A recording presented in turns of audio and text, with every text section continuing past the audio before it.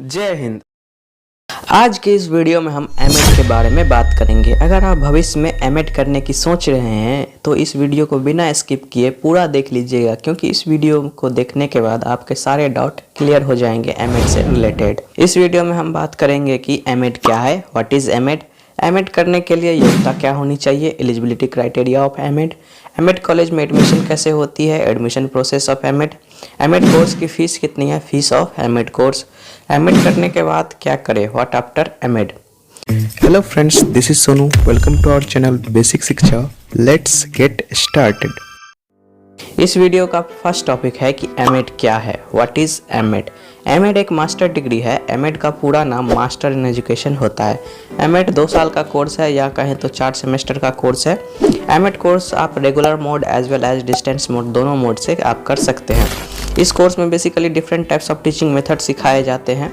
MEd course में आपको बताया जाएगा कि कैसे आप बेस्ट टीचिंग अप्रोच अपना सकते हैं। इस कोर्स में अलग अलग व्यू से पढ़ाने का तरीका सिखाया जाएगा। इस कोर्स को करने के बाद आपका अपना एक अलग नज़रिया, या कहें तो एक अलग अंदाज हो जाएगा पढ़ाने का। इस कोर्स में behaviour as well as technology दोनों के माध्यम से किसी भी लेवल के स्टूडेंट को पढ़ाया कैसे जाए यह सिखाया जाता है। चलिए जानते हैं कि एमएड करने के लिए योग्यता क्या होनी चाहिए, एलिजिबिलिटी क्राइटेरिया ऑफ एमएड।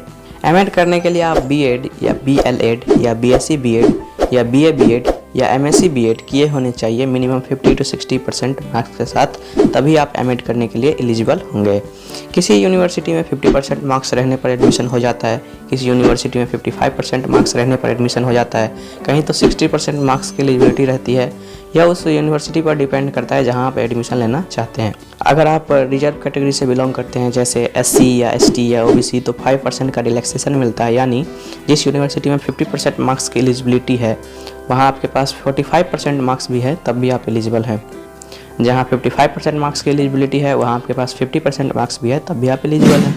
और जिस यूनिवर्सिटी में 60% मार्क्स की एलिजिबिलिटी है वहाँ आपके पास मिनिमम 55% मार्क्स भी है तब भी आप एलिजिबल हैं एडमिशन के लिए। आइए जानते हैं कि एमएड कॉलेज में एडमिशन कैसे होती है। Admission process of MEd. MEd college में एडमिशन आप डायरेक्ट मेरिट के बेसिस पर ले सकते हैं या फिर एंट्रेंस एग्जाम के माध्यम से ले सकते हैं। कुछ कॉलेज में मेरिट बेसिस से डायरेक्ट एडमिशन हो जाता है और ज़्यादातर कॉलेज में एंट्रेंस एग्जाम के माध्यम से एडमिशन होता है। यह उस कॉलेज पर डिपेंड करता है जहां आप एडमिशन लेना चाहते हैं। आप जहां भी एडमिशन लेना चाहते हैं वहां चेक कर लें कि एडमिशन मेरिट बेसिस होता है या एंट्रेंस बेसिस, उसके बाद ही एडमिशन लें। इसके साथ साथ जिस कॉलेज में एडमिशन लेना चाहते हैं उस कॉलेज का रिव्यू जरूर चेक करें कि उसके बाद ही एडमिशन लें। कुछ पॉपुलर एंट्रेंस एग्जाम के मैं नाम बता देता हूं जिसे देने के बाद आप उस पार्टिकुलर यूनिवर्सिटी में एडमिशन ले सकते हैं। जैसे डुएट यानी दिल्ली यूनिवर्सिटी एंट्रेंस टेस्ट दे सकते हैं, एएमयू एंट्रेंस टेस्ट यानी Aligarh Muslim university entrance test दे सकते हैं, ज्यूएट यानी जम्मू यूनिवर्सिटी एंट्रेंस टेस्ट दे सकते हैं, BHU PET means Banaras Hindu university post graduate entrance test दे सकते हैं, master of education entrance test दे सकते हैं। चलिए जानते हैं कि एमएड कोर्स की फ़ीस कितनी है, fees of MEd course. MEd course की एवरेज फ़ीस 10,000 से 50,000 प्रति वर्ष हो सकती है। इसी तरह आप कैलकुलेट कर सकते हैं कि एमएड कोर्स की टोटल फ़ीस 20,000 से 1 लाख तक हो सकती है। यह उस कॉलेज पर डिपेंड करता है जहां पर एडमिशन लेना चाहते हैं। चलिए जानते हैं कि एमएड करने के बाद क्या करें, व्हाट आफ्टर एमएड, या कहें तो एमएड करने के फ़ायदे क्या क्या हैं, what are the benefits of MEd. आप एमएड करने के बाद आगे पढ़ाई करना चाहते हैं या अपने करियर को और स्ट्रॉन्ग करना चाहते हैं तो एमएड करने के बाद आप पीएचडी यानी डॉक्टर ऑफ फिलॉसफी कर सकते हैं। एमएड करने के बाद आप एमफिल यानी मास्टर इन फिलॉसफी कर सकते हैं। एमएड करने के बाद आप यूजीसी नेट का एग्ज़ाम देने के लिए एलिजिबल हो जाते हैं, क्योंकि एमएड एक पोस्ट ग्रेजुएट डिग्री है और यूजीसी नेट का एग्ज़ाम देने के लिए पोस्ट ग्रेजुएट की डिग्री आपके पास होनी ही चाहिए, तभी आप यूजीसी नेट का एग्ज़ाम दे सकते हैं। और यदि आप एमएड करने के बाद नौकरी करना चाहते हैं तो आप कर सकते हैं।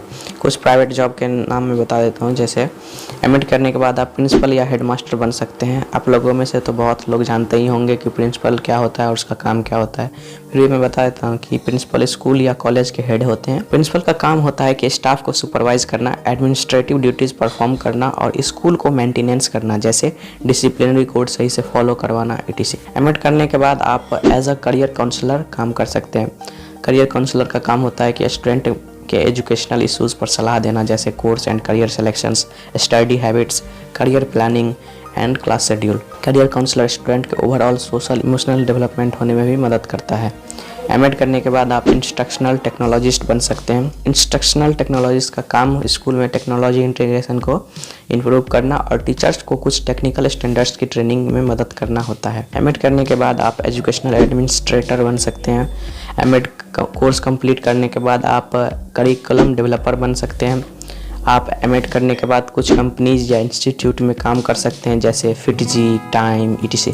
इसके अलावा एमएड करने के बाद आप बहुत सारे गवर्नमेंट जॉब कर सकते हैं, जैसे आप ट्रेंड ग्रेजुएट टीचर बन सकते हैं, आप हाई स्कूल टीचर बन सकते हैं, आप प्रिंसिपल या वाइस प्रिंसिपल बन सकते हैं, आप एज अ स्टेनोग्राफर काम कर सकते हैं, आप एज अ इंस्ट्रक्टर काम कर सकते हैं, आप पोस्ट ग्रेजुएट टीचर बन सकते हैं, आप एग्रीकल्चर डेवलपमेंट ऑफिसर बन सकते हैं, आप एज अ लाइब्रेरियन लाइब्रेरी में काम कर सकते हैं, etc।